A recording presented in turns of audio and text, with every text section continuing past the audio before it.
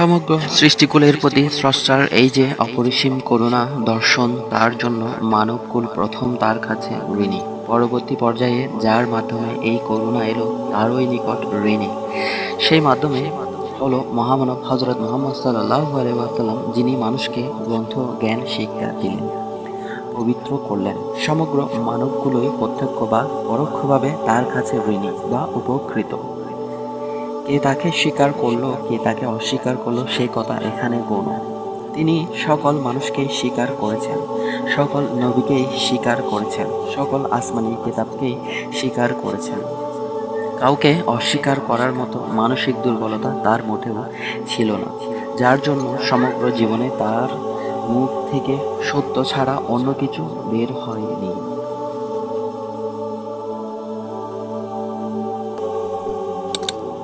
Video যদি ভালো লেগে থাকে চ্যানেলটি সাবস্ক্রাইব করে রাখুন পরবর্তী ভিডিও দেখার জন্য। তার জন্মদিনে পারস্যর রাজপ্রাসাদ ও বহু রাজা বাদশার রাজতন্ত্র কেঁপে উঠল, কারণ সেগুলো ন্যায়, সুন্দর ও সত্যর উপর প্রতিষ্ঠিত ছিল না।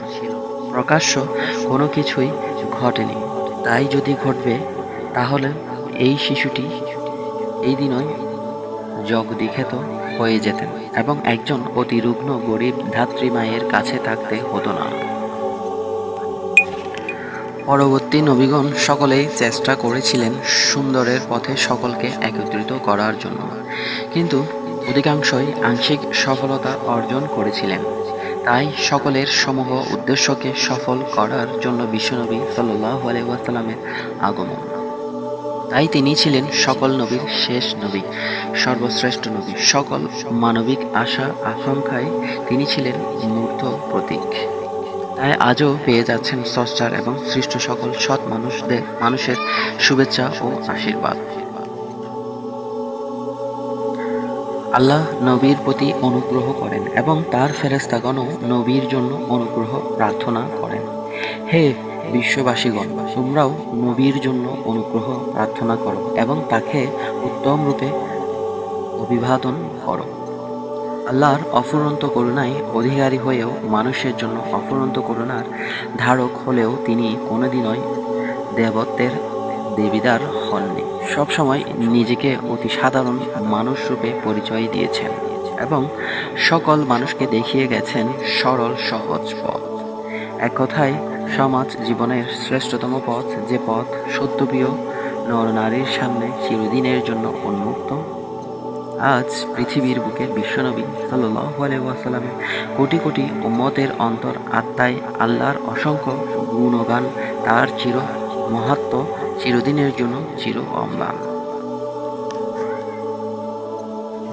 যারা আল্লাহকে ভালোবাসেন, পিতা মাতা, ভাই বোন, ছেলে মেয়ে, আত্মীয় স্বজন, ধন সম্পদ, এমনকি তাদের জীবন অপেক্ষাও যেসব মানুষের এই অকৃত্রিম ভালোবাসায় একমাত্র সত্য অগ্নি পরীক্ষায় উত্তীর্ণ। হযরত মুহাম্মদ সাল্লাল্লাহু আলাইহি ওয়াসাল্লাম, তার জন্ম কোনো রাজমহলে নয়, কোনো রাজা বাদশার ঘরে নয়, জাগতিক কোনো বিরাট কিছুকে কেন্দ্র করে নয়, কোনো রুচিসম্মত সমাজ বা পরিবেশে নয়। এক কথায় মরুর অনাথ এতিম রূপে মরু দুলালের আগমন।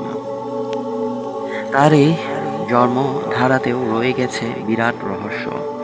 যতদিন জগৎ আছে ততদিন মানুষ আছে, ততদিন এই রহস্যর উদ্ঘাটন হতেই থাকবে। মূল কথায় সকল এতিমের তিনি সান্ত্বনা। বলতে গেলে তিনি শুধু এতিমেরই বেদনার সান্ত্বনা নন, বরং সকল যন্ত্রণারই সান্ত্বনা।